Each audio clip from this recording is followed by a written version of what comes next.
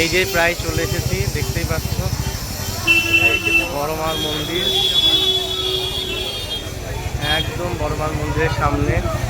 এখন আমরা লাইন দিইনি, আগে প্রথম আসলাম বলে মায়ের মন্দির দর্শন করব সামনে থেকে, তারপরে আমরা পুজো দেবো।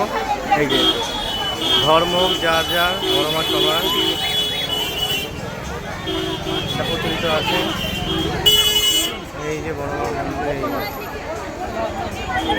ভিতরে দেখা যাবে, দেখো এখান থেকে মা,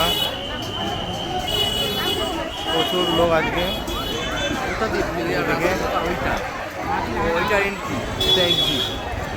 ওইটা এন্ট্রিটা দেখিয়ে দাও।